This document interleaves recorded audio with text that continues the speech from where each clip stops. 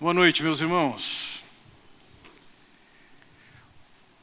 Creio que um conflito bastante comum de se encontrar no mundo evangélico tem sido o conflito entre expectativas do que Deus é e do que Ele tem a fazer, criado no coração humano. O fato é que muitas vezes as pessoas desenvolvem expectativas com respeito a Deus, visões acerca de quem é Deus, e isso não é o que as Escrituras dizem acerca de Deus. E Deus não tem o compromisso de caber dentro de uma caixinha em que você pode, com a sua imaginação e sua criatividade, definir que Ele tem que caber ali dentro.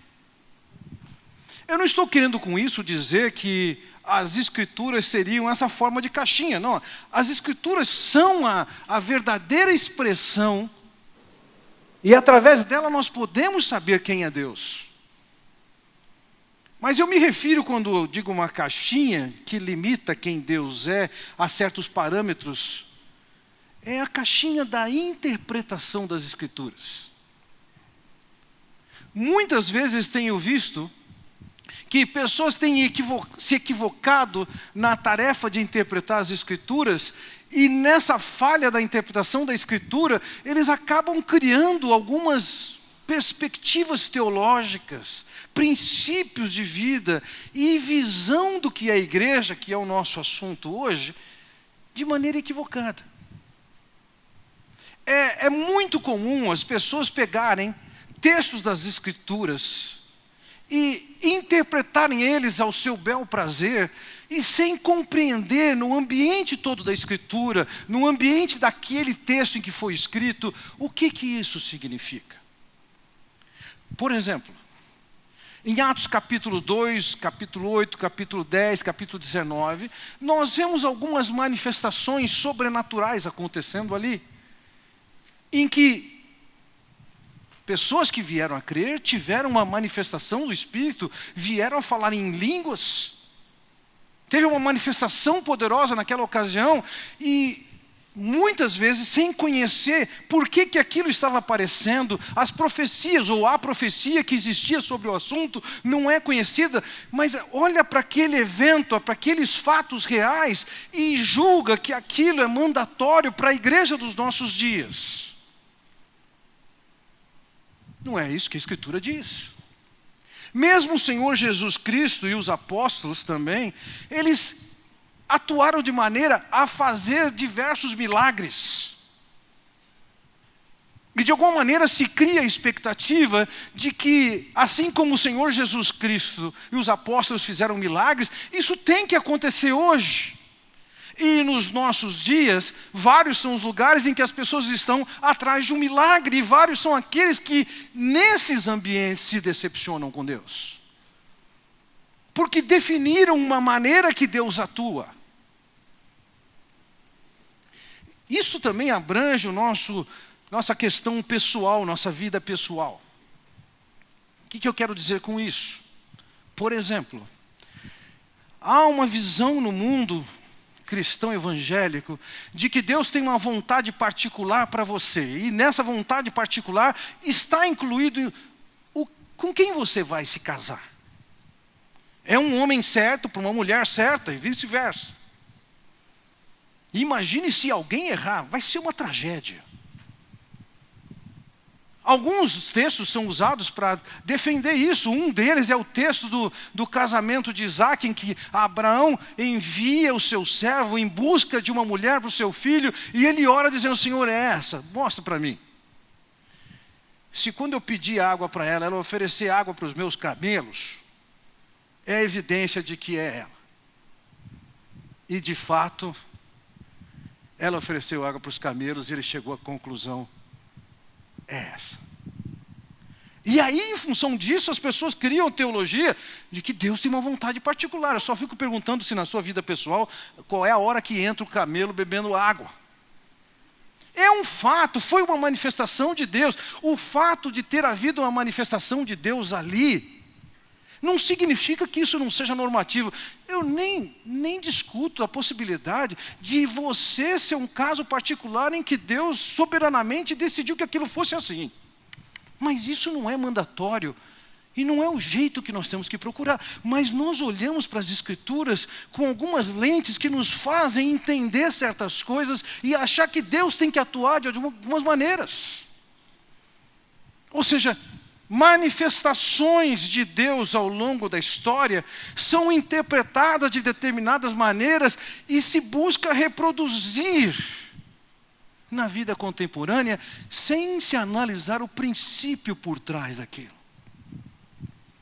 Em termos de igreja, muitas pessoas lendo para o Antigo Testamento e para aquela sociedade judaica têm reproduzido igrejas nos nossos dias baseado no que é o judaísmo. Igreja que tem a bandeira de Israel, a menorá, e práticas sacerdotais antigas. Olham para as Escrituras, não entendem a sua mensagem. E aí aplicam de uma maneira desastrosa, colocando Deus e a proposta do que Ele tem a fazer dentro de parâmetros que Deus mesmo não estabeleceu. Os fatos que são revelados nas Escrituras demonstram de fato como Deus pode agir e o que Ele fez em determinada época e circunstância foi conforme o seu propósito, não necessariamente mandatório. Entretanto, há fatos que nós podemos observar nas Escrituras e percebermos o que é, como é e por que é. Então, a minha chamada para vocês nessa noite é que nós paremos aqui para prestarmos atenção aos propósitos de Deus na revelação que Ele nos traz, para que nós possamos nos alinhar e admirar o que Deus tem feito. Tenho lhes falado já agora, essa é a 15ª mensagem nessa carta, do universo que, embora esse painel já esteja superado, já são 43 sermões na verdade, ou seja, desde que comecei a série tem um juro aí a ser aplicado. Eu já tenho lhes falado objetivamente de bênçãos que Deus nos concedeu no ambiente pessoal, individual, como é que isso me afeta. Nesse capítulo 3, o apóstolo, ele está abordando mais propriamente, não é o que Deus fez em termos individuais, mas em termos coletivos, a formação da igreja de Deus.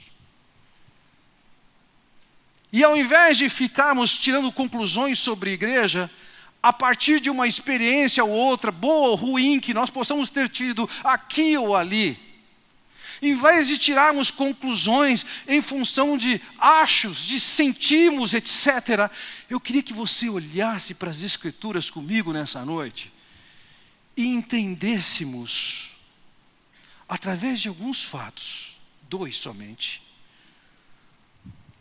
o que somos nós. O que é uma igreja? E nós continuaremos nesse assunto ainda na próxima semana, mas, meus irmãos, nós precisamos nos livrar de algumas concepções que nós juntamos sobre o que é ser igreja. Igreja não é um show. Igreja não é uma apresentação. Igreja não é um lugar de cura. O que é igreja? Quero chamar a sua atenção para 2 fatos nessa semana e na outra semana nos debruçamos sobre algo mais. O primeiro fato para o qual eu chamo a sua atenção aqui é a realidade da existência de um mistério. Eu estou dizendo e empregando essa linguagem porque essa é a linguagem do texto que nós vamos estudar nessa tarde, nessa noite, em Efésios capítulo 3, versículo 3 a 9. Vejam, na semana passada eu terminei minha mensagem com o versículo 2, em que Paulo diz: certamente vocês ouviram falar da responsabilidade imposta a mim em favor de vocês pela graça de Deus. Vocês ouviram falar, eu tenho uma responsabilidade. Ele vai voltar nesse assunto, mas responsabilidade relativa a quê? Você olhando para o texto das Escrituras que se segue, nos versículos seguintes, vejam, no versículo 3 ele diz, isto é o mistério. No 4 ele fala, a minha compreensão do mistério.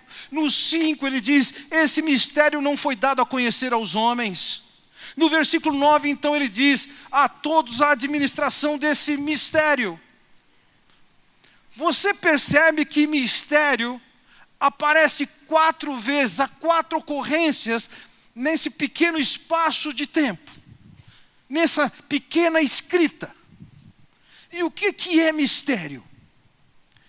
É algo que foi escondido e encoberto pelo próprio Deus, que não pode ser descoberto por especulação ou revelação humana. Há um mistério envolvido aqui nesse texto.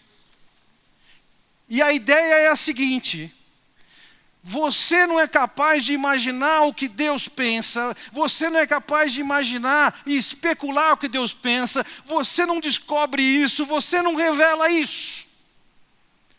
Esse mistério está oculto em Deus e Ele decide revelar.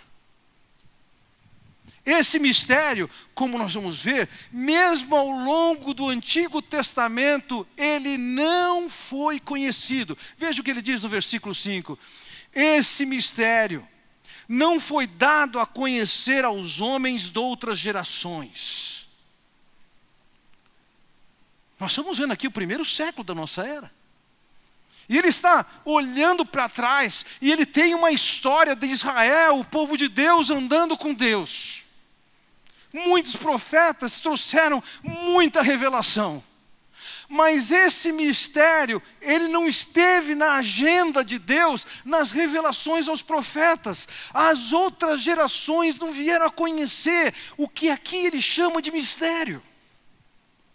No versículo 9, seguindo a mesma ideia, ele diz, e esclarecer a todos a administração desse mistério que, durante as épocas passadas, foi mantido oculto em Deus que criou todas as coisas. O mistério que ele desenvolve aqui é um mistério que foi escondido e oculto por Deus. Deus tinha um propósito com isso. E ele não torna isso conhecido, e ninguém descobre, ninguém imagina esse segredo que Deus manteve por séculos, nem mesmo aos seus profetas ele revelou.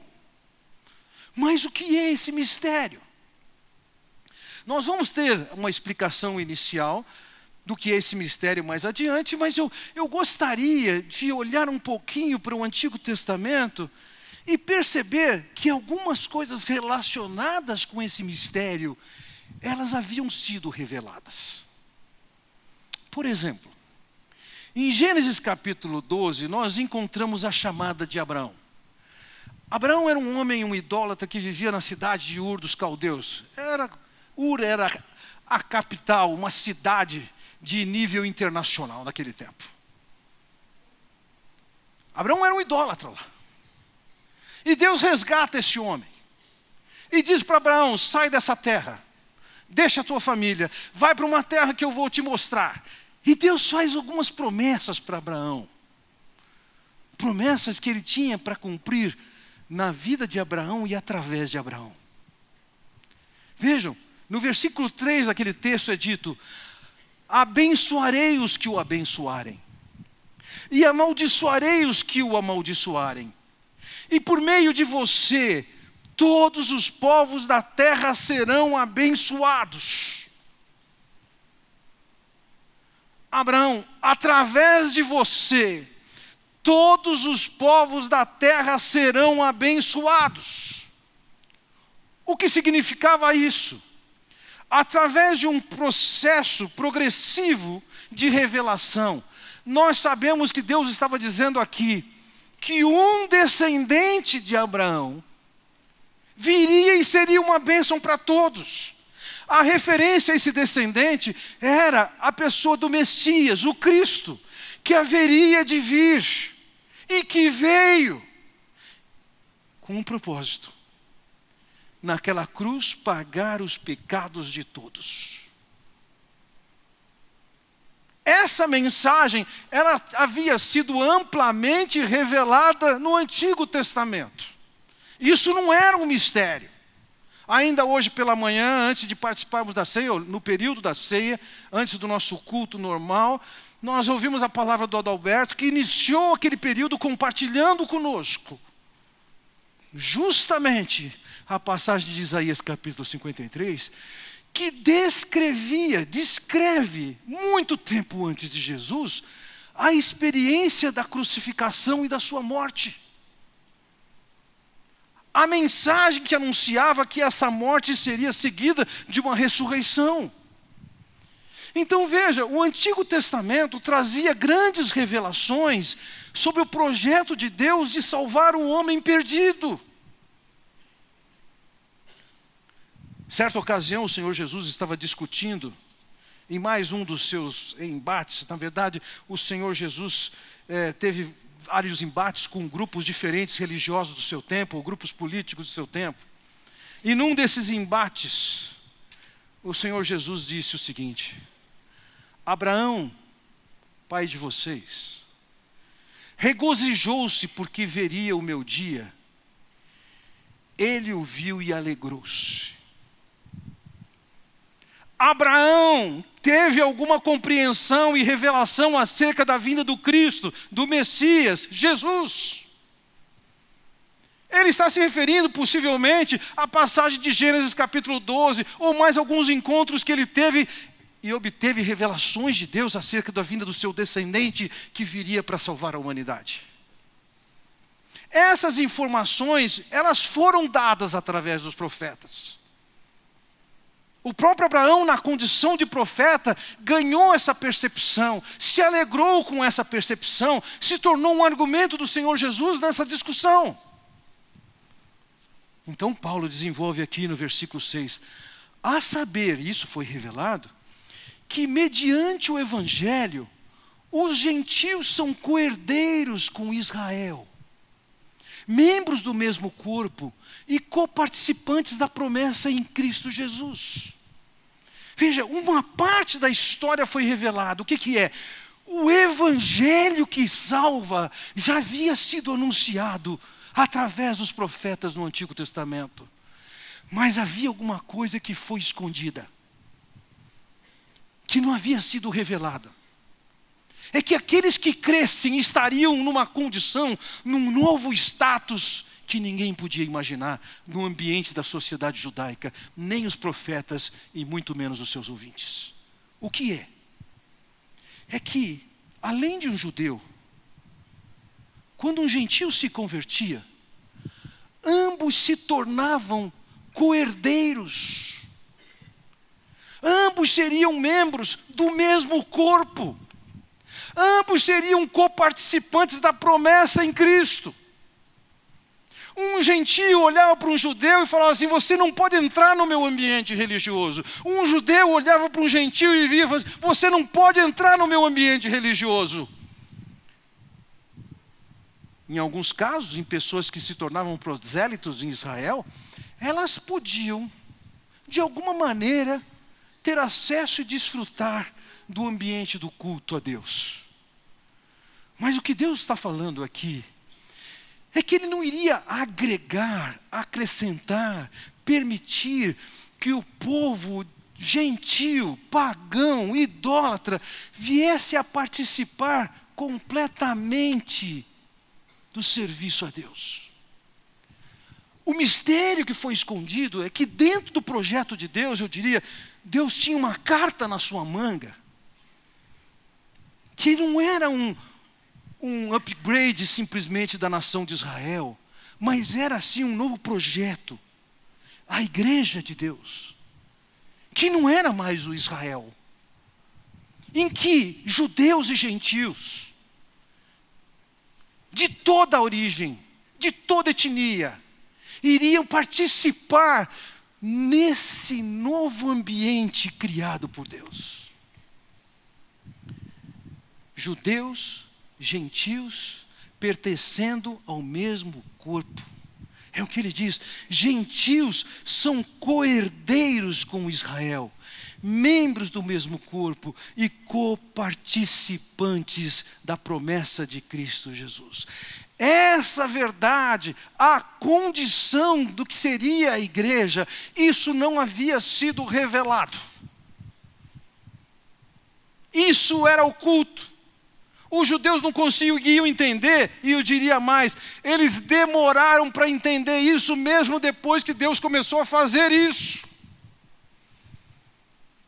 Então há essa nova instituição, a igreja, como tenho chamado aqui, essa é a nova sociedade que Deus tem chamado, pessoas de diversas origens, com diversas experiências, todas elas por causa do seu pecado, estão separadas de Deus, alienadas de Deus, sem conhecer as promessas de Deus, sem esperança, e daqui e dali, Deus vai salvando esse povo e montando um novo povo, uma nova instituição, a igreja.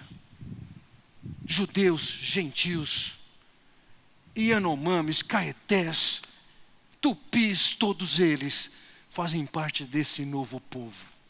Esse é seu povo, esse é um fato. Esse mistério foi escondido, mas esse mistério também foi revelado. Então, o segundo fato que eu quero considerar com vocês nessa noite é que esse mistério, que não podia ser imaginado, criado, especulado por nenhum ser humano, ele foi comunicado. Primeiro, comunicado da parte de Deus para nós mesmos, como você pode ver no seu esboço, a revelação desse mistério. Veja, olha o que ele diz no versículo 3. Isto é, o mistério que me foi dado a conhecer por revelação, como já lhes escrevi brevemente. Como lemos antes, esse projeto da igreja foi um projeto que Deus escondeu. Ele esteve oculto. Ninguém era capaz de imaginar o que Deus estava fazendo. Conseguiu imaginar, porque tinha revelação, que pessoas, indivíduos poderiam chegar até Deus com seus pecados perdoados. Mas que Deus estava criando um novo povo, isso não era capaz de imaginar. Foi necessário, como ele diz aqui, me foi dado conhecer por revelação. O que é revelação? É abrir o véu. É descobrir. O que Deus fez com Paulo e com outras pessoas foi abrir o véu, fazê-los ver, enxergar o projeto que Deus tinha. É o que vai dizer no versículo 5. Esse mistério não foi dado a conhecer aos homens de outras gerações, mas agora foi revelado pelo Espírito Santo, pelo Espírito aos santos, apóstolos e profetas de Deus. Por gerações essa informação foi mantida em segredo. Nem Deus revelou, nem os profetas do Antigo Testamento imaginaram. Mas houve um momento em que essa história mudou. O que acontece? Deus seleciona algumas pessoas, aqui chamados de apóstolos e profetas, que agora, no tempo de Paulo, eles obtiveram de Deus a revelação. Deus abriu o véu para eles, Deus descobriu e falou: esse aqui é o meu projeto. Provavelmente antes eles não seriam capazes de entender, possivelmente antes eles resistiriam à ideia de que Israel deixaria de ter a posição que tinha dentro do plano de Deus. Nessas condições, então nós encontramos Deus aparecendo e fazendo pelo Espírito de Deus com que homens pudessem entender a mensagem que apresentava o projeto de Deus como igreja. No Antigo Testamento, eles não viam isso. E mesmo depois da morte do Senhor Jesus Cristo, talvez até o ano 49, 16 anos após a morte do Senhor Jesus Cristo, os apóstolos ainda não tinham entendido isso completamente. Tiveram dificuldade de entender do Evangelho alcançar samaritanos. Tiveram dificuldade de entender do Evangelho alcançando um homem que não era nem judeu. Aquela igreja sofreu com seus conflitos de ver pessoas outras sendo alcançadas e inseridas no seu seio. O Senhor conduziu, separou homens que podiam ser inspirados com uma revelação especial para entender um projeto, o projeto de Deus para a igreja. Vejam, no versículo 4, Paulo diz: ao lerem isso, vocês poderão entender a minha compreensão do mistério de Cristo. O que é isso? Se nós lemos esse texto à luz dos padrões da nossa sociedade pós-moderna, em que vai dizer que não existe nenhuma verdade absoluta, você tem a sua opinião, eu tenho a minha opinião, você fica com a sua, eu fico com a minha. A sua é certa para você, a minha é certa para mim, está tudo bem aqui. E aí, baseado nesse ambiente em que nós vivemos, olhar para um texto desse e ver Paulo falar, a minha compreensão, você vai falar assim, a opinião dele. Só que isso aqui é muito mais do que isso. Essa palavra grega aqui traduzida por compreensão, é muito mais do que o conceito que você pode ter, um palpite que você tem, ou uma opinião sobre uma determinada coisa. A passagem aqui, a palavra que trata da ideia de compreensão, é a capacitação sobrenatural de entender sonhos, visões e revelações. Então o apóstolo, ao citar a palavra aqui empregada, ele está dizendo, eu tive uma revelação e fui capacitado por Deus para entender esse mistério, esse segredo que Deus manteve ao longo de tantas décadas e séculos, para agora apresentar a vocês a compreensão do que é a igreja. Ao lerem, vocês vão poder entender isso. Meus irmãos, nós podemos ter diversas fontes que formam as nossas ideias do que é uma igreja. Mas nós precisamos nos debruçar, nos ater aos escritos do Novo Testamento e agora em particular a essa carta aos Efésios, para dessa carta tirarmos as nossas conclusões do que é uma igreja. Nós não somos uma sociedade com fins de ajudar as pessoas. Não somos um clube de alta moral. Somos muito mais do que isso. Vamos ajudar pessoas, sim. Vamos valorizar os princípios morais que Deus comunica na sua palavra, sim. Mas a nossa visão de igreja não pode ser formada a partir das más experiências que nós tivemos. Não pode ser baseada em posturas repulsivas de programas de televisão. Nós precisamos nos debruçar sobre esse livro, em que um homem capacitado por Deus, com a capacidade de compreender sonhos, visões e revelações, ele traz sobre um assunto que Deus manteve em segredo por séculos e séculos. E o assunto é o que nós somos como igreja. Ele não somente foi capacitado a entender o que é a igreja, como também foi capacitado para comunicar o que é a igreja. Ele diz no versículo 7, deste me tornei ministro pelo dom da graça de Deus, a mim concedida pela operação do seu poder. Veja, Paulo aqui se reconhece, eu me tornei ministro. Ele se tornou um oficial, um representante oficial de Deus. Vejam, ele não se tornou assim porque ele conseguiu. Ele tinha um belo de um currículo, fez os testes, foi aprovado. Não! Ele recebeu um presente, um dom da graça de Deus. Aquele homem veio a ocupar a posição que ele ocupava, para fazer o papel que ele vinha fazer, porque ele foi capacitado por Deus. Agora, nessa condição, ele tem que pregar essa mensagem. Como é que isso aconteceu? Ele recebe o dom, recebe a convocação.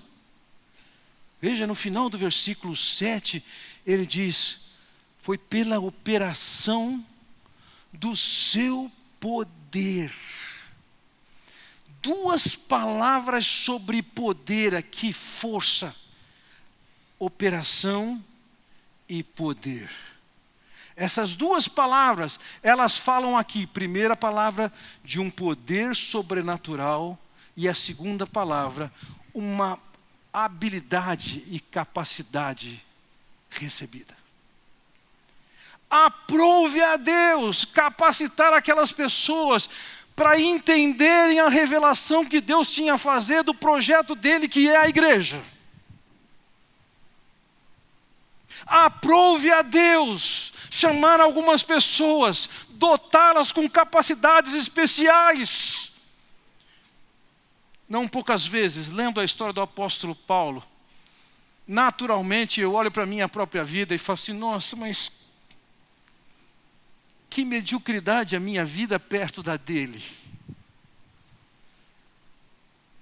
Eu diria que mediocridade por mediocridade, eu consigo ser semelhante a Paulo. Em que sentido? Veja, em Efésios capítulo 3, versículo 8, ele diz: embora eu seja o menor dos menores dentre todos os santos. Por que é que Paulo estaria se dizendo aqui, o menor de todos os santos? Não sou o menor, mas o menor do menor. Eu sou o mínimo. Por que ele teria dito isso? Há quem palpite que isso era falsa modéstia de Paulo. Ele sabia bem quem ele era. Mas quando olhamos para outras passagens, nós podemos tirar algumas conclusões da razão. O que o levava a dizer que ele era o menor dos menores? Por exemplo, quando ele escreve a Timóteo, na sua primeira carta, ele diz: a mim, que anteriormente fui blasfemo, perseguidor e insolente. Ele olhava para a sua história antes da sua conversão. E ele consegue reconhecer e admitir o que caracterizava a sua vida pré-conversão, é que ele era blasfemo. Ele era um perseguidor da igreja. Ele era insolente.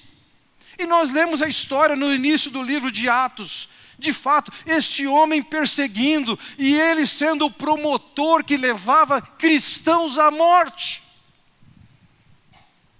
Então não é difícil imaginar que a consciência do que ele era e havia feito o leva a dizer: eu sou o menor de todos os santos.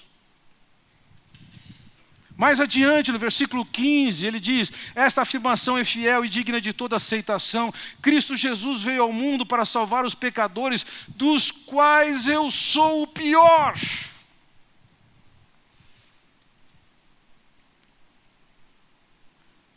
Por que ele deve chegar a essa conclusão?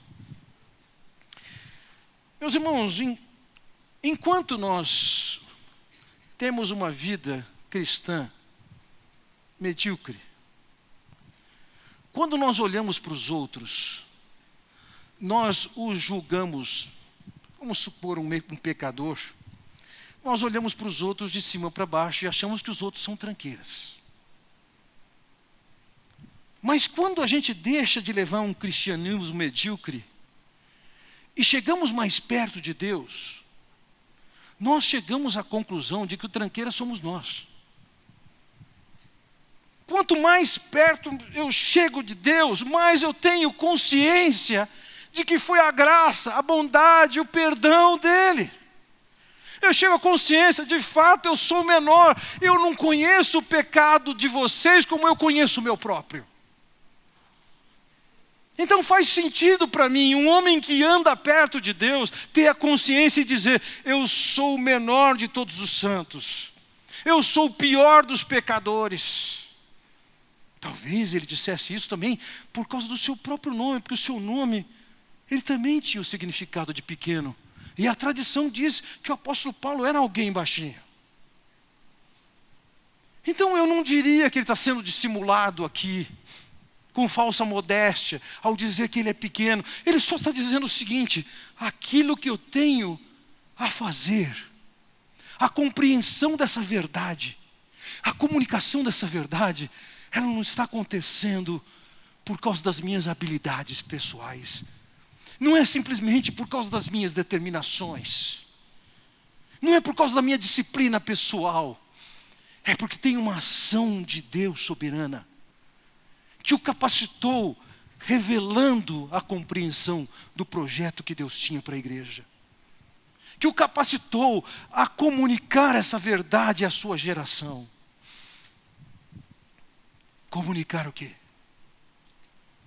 Vejam no versículo 8, voltando para Efésios, ele diz: embora eu seja o menor dos menores dentre todos os santos, foi-me concedida essa graça de anunciar aos gentios as insondáveis riquezas de Cristo. Ele teve o privilégio, concedido por Deus, de anunciar as insondáveis riquezas de Cristo. Ele podia, no seu ensino para a igreja, falar de quem era Jesus, falar que foi enviado da parte de Deus, falar que ele veio para aquela cruz e morreu e ali pagou os nossos pecados, falar que Deus o ressuscitou ao terceiro dia, falar que através da fé todas as pessoas podem ser perdoadas e se achegarem a Deus. Falar da sua nova posição em Cristo e em Deus, aqueles que se converteram. É um privilégio.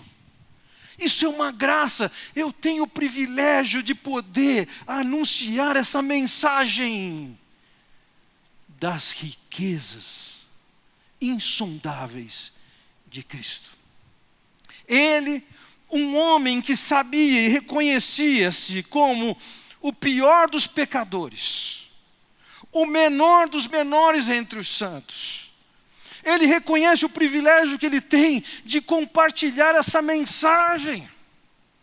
E não somente de pregar essa mensagem. Veja que no versículo 9 ele diz: e esclarecer a todos a administração desse mistério.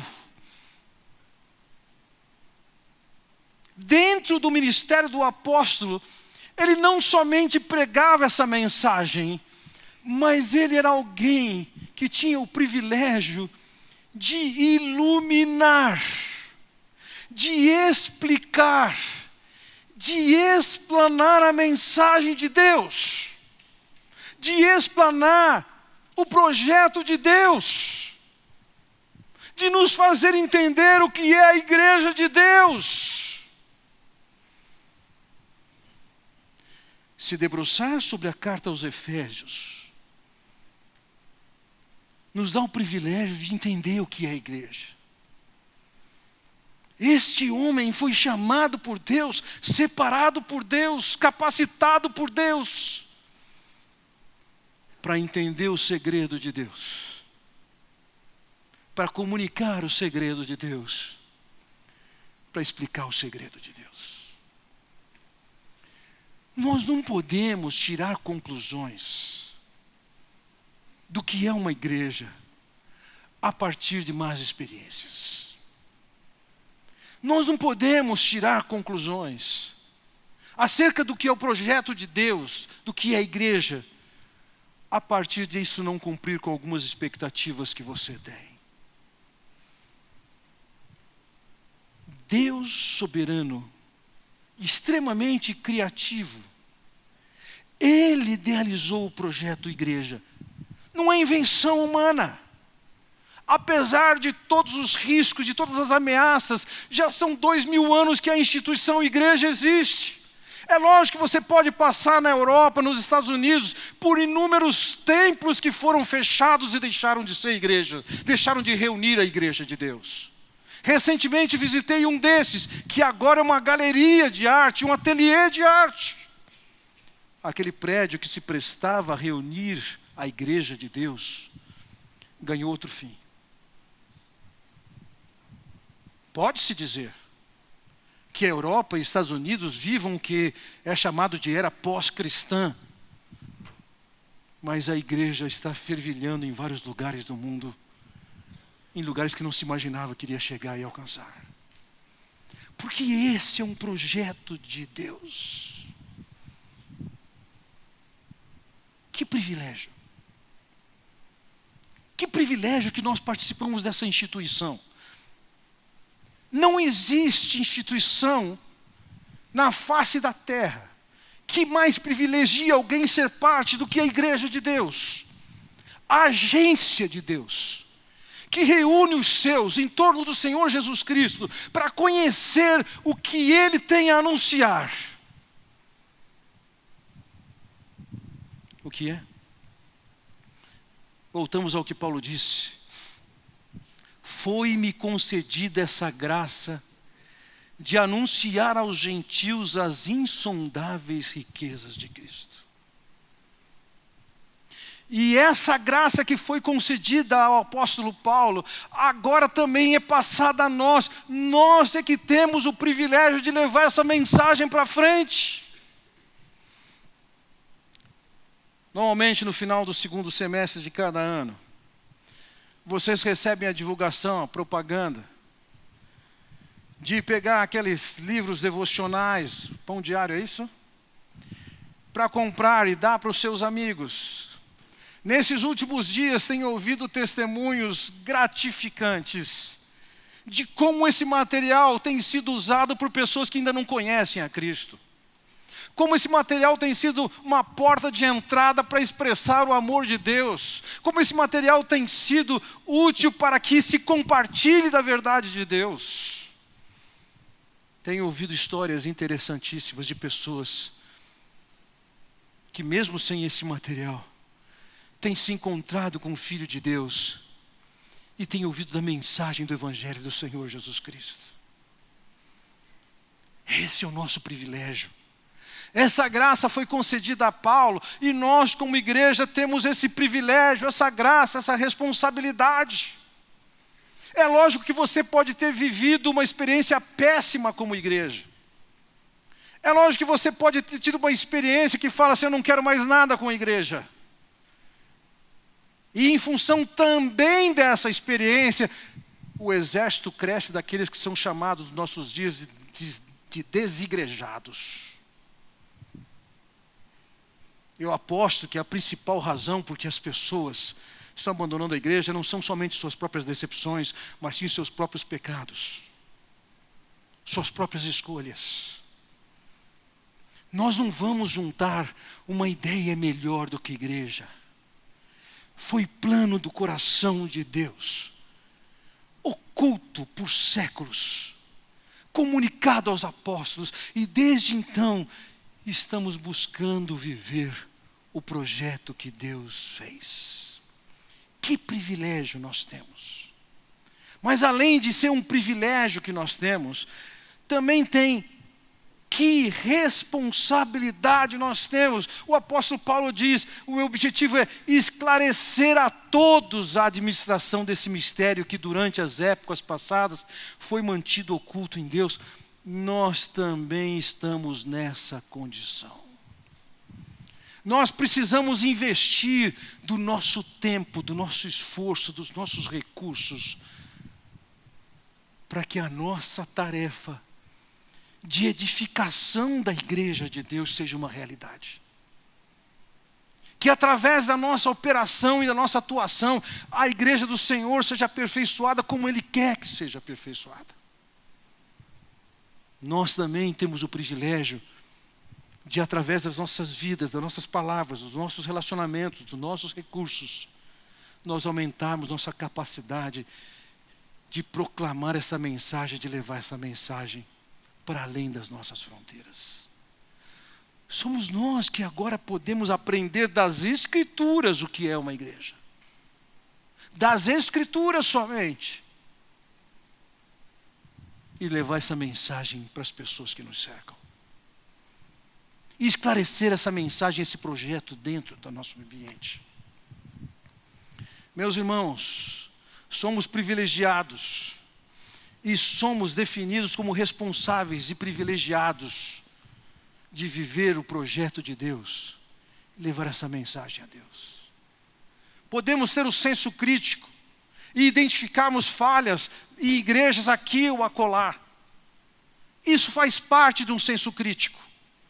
Mas nós precisamos ter a atitude de não descartar, de não reduzir, de não menosprezar, mas antes de investir nosso tempo, nosso cuidado, nosso esforço, nosso amor pelo investimento, para investimento nesse projeto que é de Deus. Não inventamos a igreja. Foi o Senhor Jesus Cristo quem o fez. Cabe a cada um de nós, temos cada um de nós o privilégio de participarmos, de desfrutarmos e de levarmos essa mensagem. Vamos orar. Pai Celestial, quero te agradecer por esse tempo que temos juntos e quero te pedir ao Pai bondoso que nos faça entender mais e mais a grandeza, a intensidade, a beleza do projeto que o Senhor tem para a igreja. Enquanto tantos possam olhar para a igreja e pensar numa instituição falida, e ela de fato o é quando ela se aparta da tua vontade, que de nossa parte o Senhor possa ter a nossa colaboração, cooperação, participação, ajuda em todas as formas, para que a tua igreja seja o que o Senhor tem no seu coração ao longo dos séculos e séculos. Usa-nos, ó Pai bondoso, para tornarmos esse mistério oculto por tanto tempo uma realidade entre nós também. Capacita-nos, inspira-nos, eu te peço, ó Pai, em nome do Senhor Jesus. Amém.